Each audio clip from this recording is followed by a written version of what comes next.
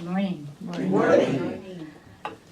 Beloved community, let's take a little time to join in a meditation together.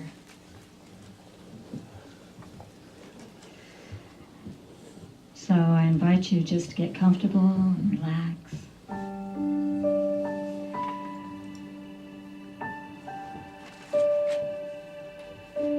Just quiet your mind as best you're able.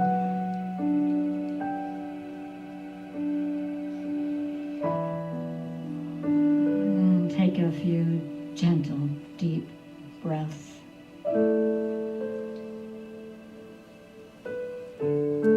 As you settle into the sanctuary of your heart.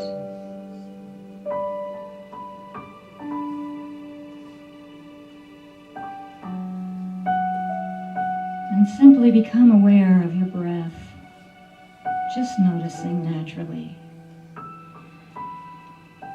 that yes, you are here now, resting.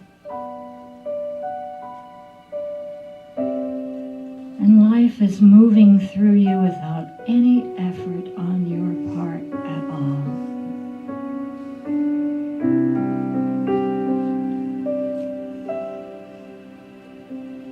And for this ease and grace and miracle,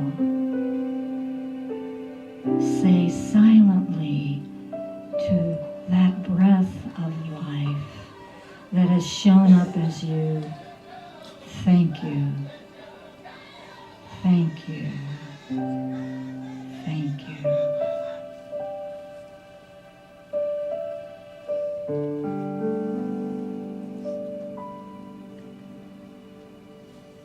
We give thanks. We give thanks and are grateful for all that has served us thus far. We give thanks for the new ways of being that will take us even further.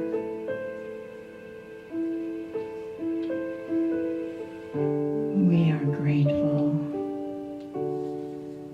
that in God we are loved and cherished deeply, deeply, and forever.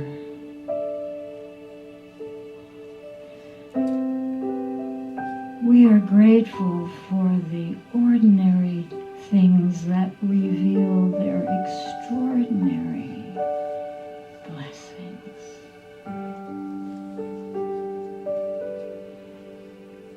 We are grateful for the light and wisdom that dispels our confusion and reveals clarity.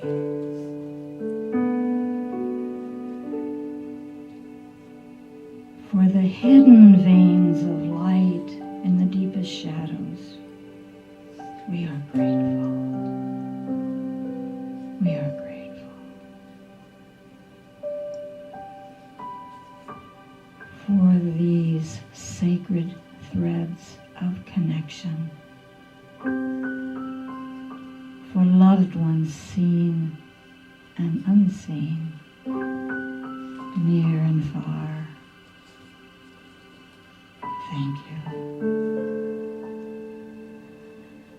And thank you for the love that surprises us with the warmth of all that is offered here. In friendship, in service, in healing. Thank you, God, for allowing us to make a difference for one another,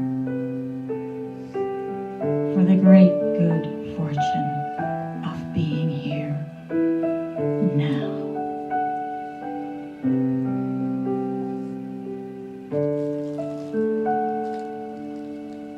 And now, in silence, turn toward whatever is grateful in your heart and say, thank you, for this is how I have been blessed.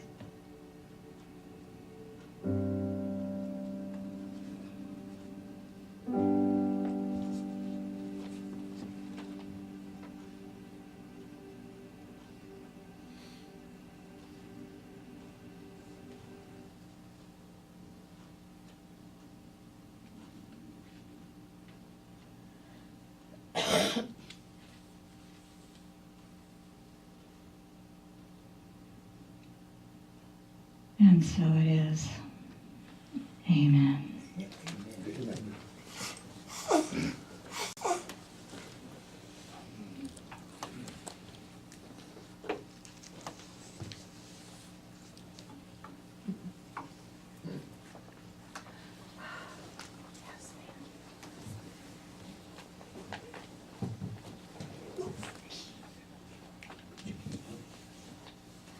You know, I've been serving in these Unity churches for many years now.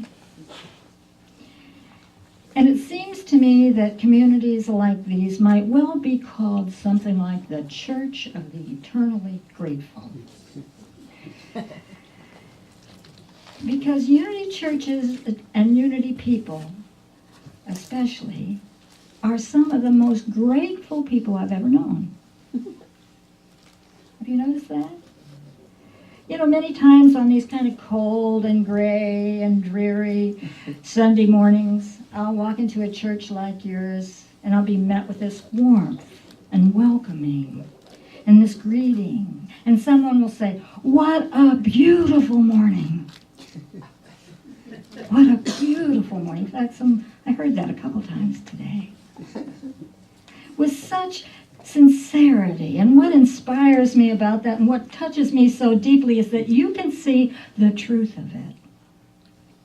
That it is a beautiful morning. It is a beautiful morning, whatever the weather. And so I know that you already know a lot about this subject, gratitude. And it is my honor to be able to share this conversation with you this morning because I do believe that it is this topic that has the potential of making the most positive and meaningful difference in our lives. It can change our lives.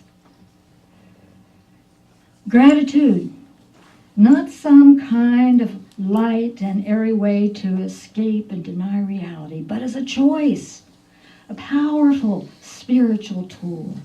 And it's not uncommon for our challenges and our tragedies and our difficulties to actually turn us towards gratitude.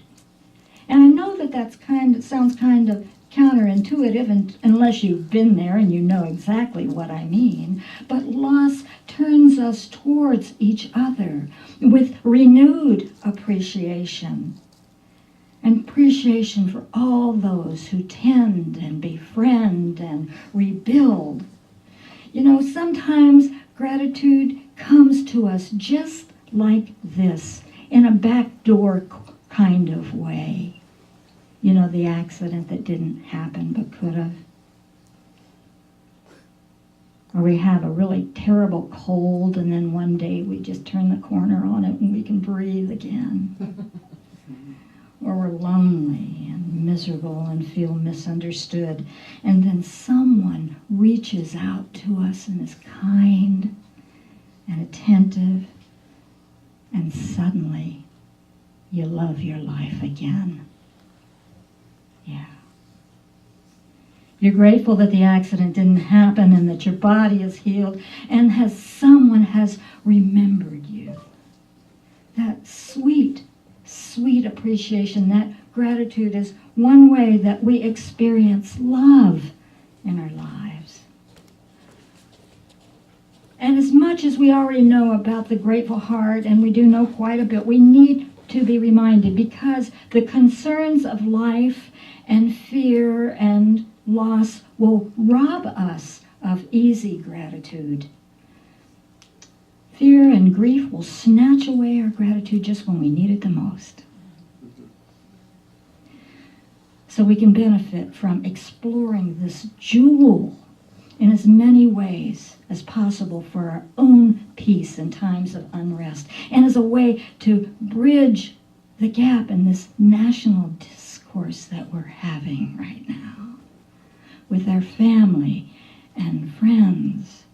It's a powerful spiritual process, and it's a moral choice because beneath the surface of so much of this public discord, so many people are suffering from a gratitude deficit.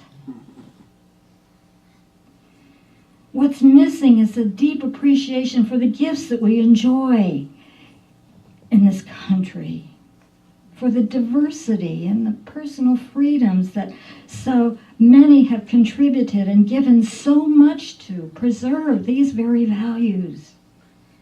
And a gratitude deficiency is so severe, it's convinced a lot of people that everything is wrong, that nothing is working, they're all going down the tubes. You know, it is an ancient wisdom that gratitude is the glue that holds families and societies together. It holds relationships together. You know this. You know how you feel when someone appreciates you, and you know what happens to a relationship when that appreciation is not expressed, when you feel unappreciated. The power of gratitude. Being ungrateful and ungrateful contributes to societal breakdown. And we mustn't feel smug about gratitude and people who have a gratitude deficit just because we're so good at it. Because it can happen to any of us anytime. Most of us have experienced some kind of a deficit in gratitude at some time or another when we forget. When we forget that we belong to each other. So we have to have some compassion and some real heart for the condition of forgetting itself, because when we lack gratitude, and you know this, you've experienced this, and you know exactly what I'm talking about, when you are mired in complaint and negativity, you are truly suffering. You are truly suffering. And life without gratitude is hell.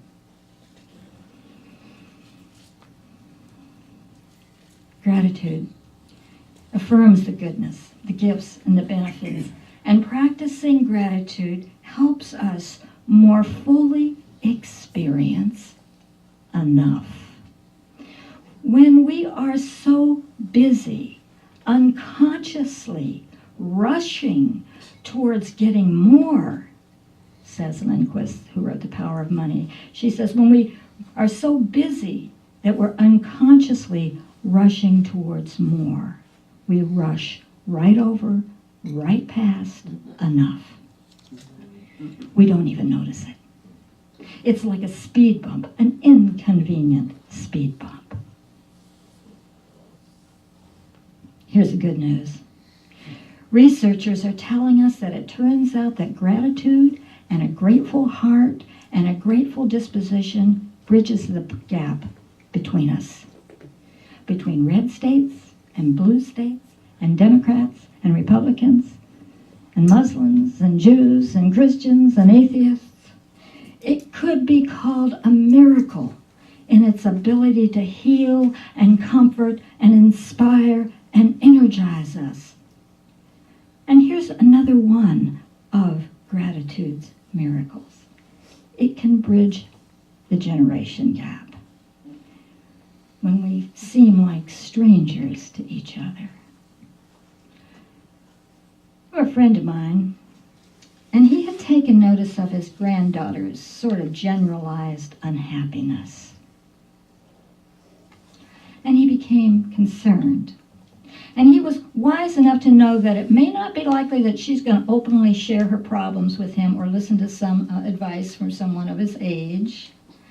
So one day he opened up a conversation with her instead and told her how gratitude had helped him at different times of his life, how it had given him a boost when he gave some attention to some beauty in life or some little thing that he appreciated. And so he proposed that the two of them exchange gratitude text messages on a daily basis, every day, something you're grateful for. Now, his intention wasn't just to lift her mood, but to teach her by example how to develop an awareness of life's blessings, how to pay attention to the small things as well as the larger gifts. And so they've been engaging in this exchange every day. Every day he sends out his gratitude intention. Now imagine having a grandfather like that. He's not just delivering a lecture, like we like to do, not just delivering a lecture, but he's showing her the way, showing her this is how it's done. And when she responds and shares, and when he responds and returns that message, both of them are so blessed. It lifts them both up. We can bridge the gap between us with gratitude because almost anyone, with the exception of a true narcissist, can experience the energetic uplift of a grateful heart. But we need to model it and teach it and cultivate it. You know, like some of you probably, I grew up at a time when children were taught to acknowledge gifts by writing thank you notes. Remember that tradition? That's sort of, I know it's kind of over. Not for some of us. Good. The emphasis was on the giver in those times. It was really on the giver, even more so than the gift. It was about recognizing and appreciating that someone had thought of us.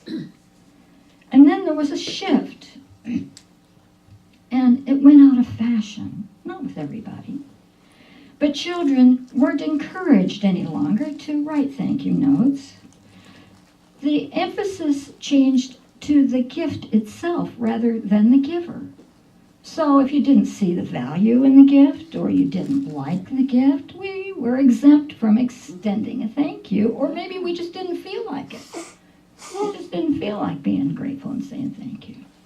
That's all right. We let that go. But here's the thing, friends. Gratitude is not just a feeling. It's not just a feeling, not just positive thinking, but it is a carefully, intentionally, deliberately chosen way of seeing and being in the world. So we drop the ball, some of us, at the expense of relationships, at the expense of cultivating gratitude itself, and the expense of teaching our children how to be happy.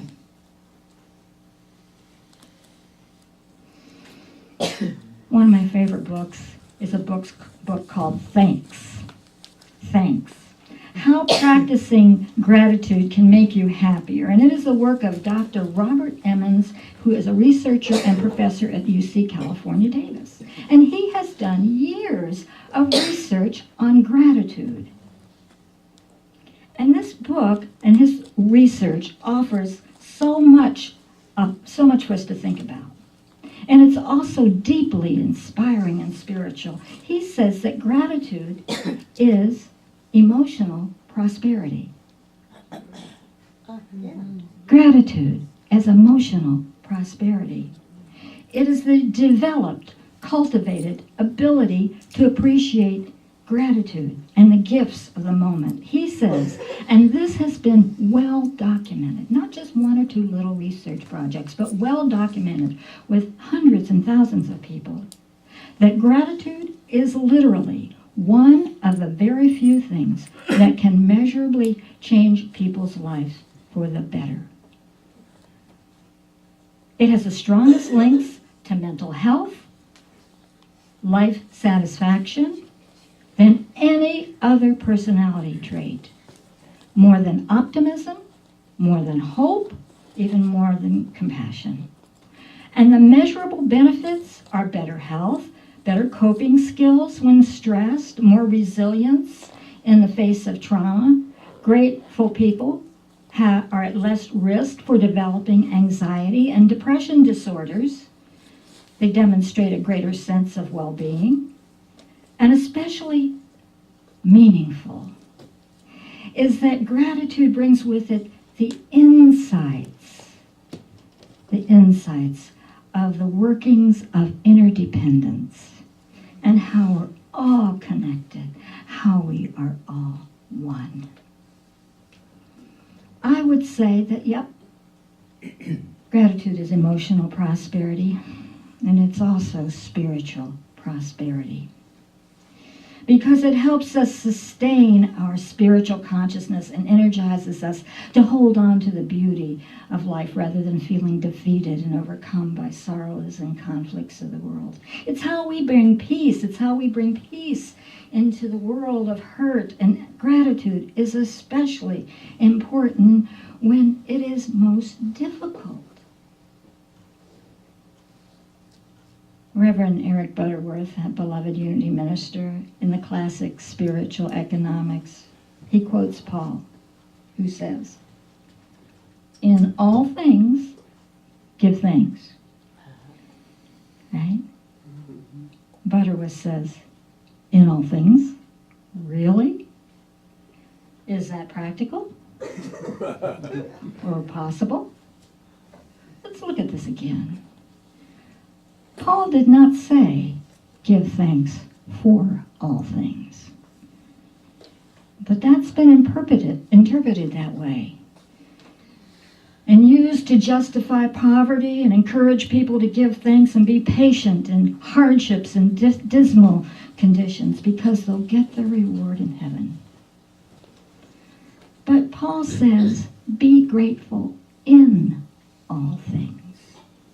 We may not be grateful for our challenges and our sorrows and losses, but we can be grateful in spite of them,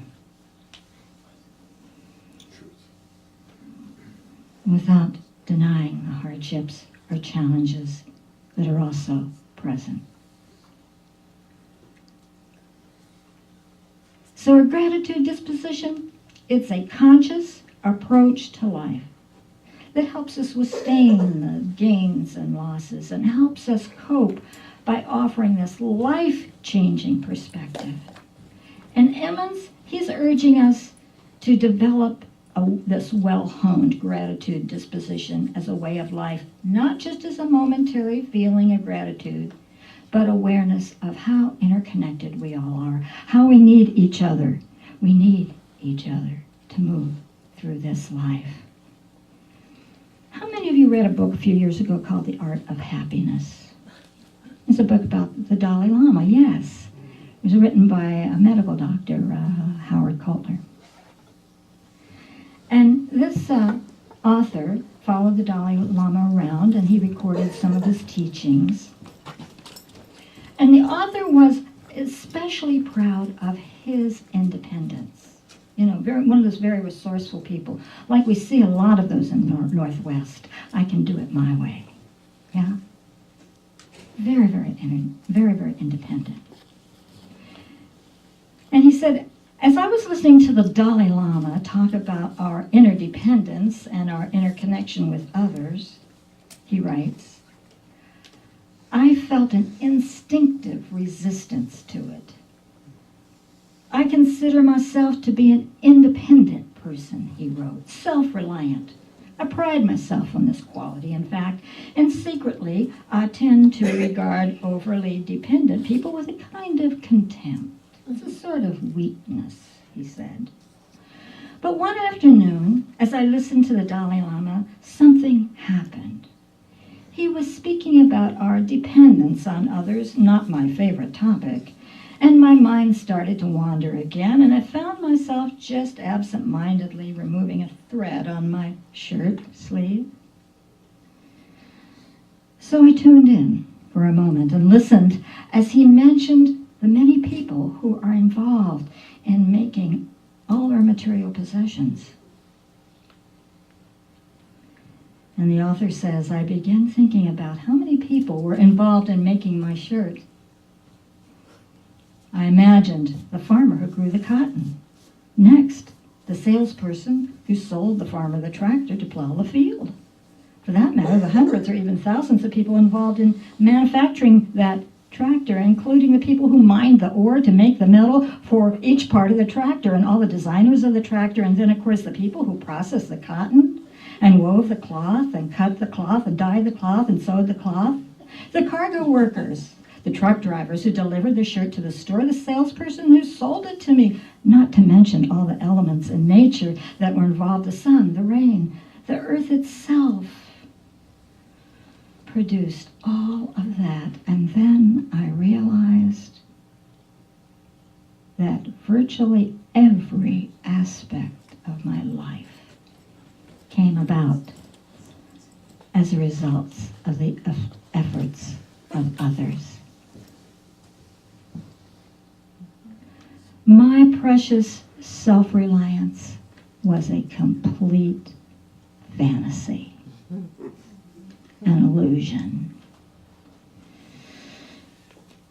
And as this dawned on me, I was overcome by the sense of interconnection and interdependence of all beings, and I felt a softening. Something shifted. He says, I don't know what it was, but I felt myself begin to cry.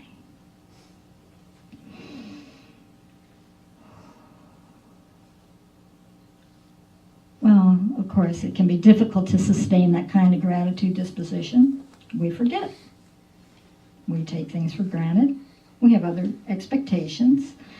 And Emmons, the researcher, recognizes that, and so he offers a lot of practices for keeping gratitude fresh and real in our lives. See, gratitude is the activity of paying attention, noticing not just the big blessings, but the simplest of events or favors that we find available to us every day. So we're going to allow ourselves to come upon grateful moments, even more so. I'm especially fond of collecting the smallest gratitude moments I can find every day, because the big ones will find us. But it's really, the work is to begin collecting the smallest gratitude moments, and you find it's like a treasure hunt. Notice, for instance, that message of resilient and that little tiny leaf, that little feathery green leaf coming up through the cement, the crack in the cement there. Wow. 13.8 billion years to get us here, my friends, to this moment right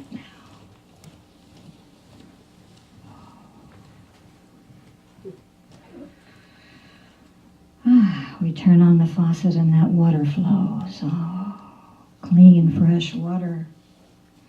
The smallest victory in the world of stuff. You know, stuff, dealing with stuff all the time. In her list of gratitude, one woman in Emmons' book said that she was grateful that she didn't grind up any silverware that day in the garbage disposal. So Emmons says, one practice that helps develop a gratitude disposition is keeping a gratitude journal. Does anybody do that? Keep a gratitude journal here? He says 2 or 3 times a week. That's all, just 2 or 3 times a week. Not every day, 2 or 3 times a week. Has shown remarkable results in people's lives, and this has been well documented. There's something about writing it down. That really translates our thoughts and words into words and proves to be more beneficial than just saying them out loud or thinking them. Writing reinforces the habit and discipline of gratitude. So be very specific. The truth is in the details. Draw out the details and include specifically what that gift meant to you, what need it fulfilled. A woman came up to me a few weeks ago and said she had been doing this practice for 20 years. And she said it has saved her life. This little practice. It's all so simple. We can do this. We can have more gratitude if we systematically train ourselves to pay attention to what's going right in our lives. There's a strength in gratitude that sustains us in that most difficult times. And this is a common experience among people who experience loss, that gratitude provides a source of courage to help us get through the days and helps us fall in love with our lives again. It gives us another perspective. It helps us slow down into seeing and listening and paying attention. And I would say And I do believe this, that among all the spiritual practices that we have out there, this is the most important spiritual practice. It is our refuge. It is our strength. It is how we move out of the hell we have created or are experiencing to creating heaven on earth.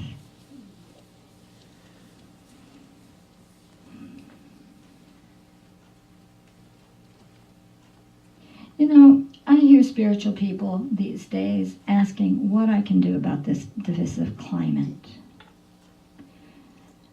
And spiritual people like us have a very confusing time of it, I must say, trying to figure out how to make our values known and how our values can make a peaceful difference in the world when we don't preach and we don't try to convert, yet we want to make a difference. Yes? Yes. So I would say, gather your grateful stories and your grateful moments and be prepared to spring them on the unexpected, on the unsuspecting, on the depressed and the fearful. Start collecting those gratitude moments every day. Write them down, in some way record them, and really begin to think about what you're grateful for in this country, what it has been like to be inspired by the selfless actions of others, so that if you find yourself in a situation where you're with someone with values that differ from your own, which you might, especially over the holidays, you can share your stories, inviting others to tell theirs about what they're grateful for. Just standing together, listening to their blessings, and celebrate life with them. Now, certainly, gratitude isn't the only thing we need to do to find our way back to each other. But it is one way.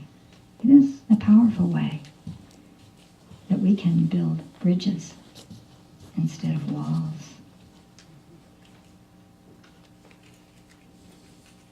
Amen.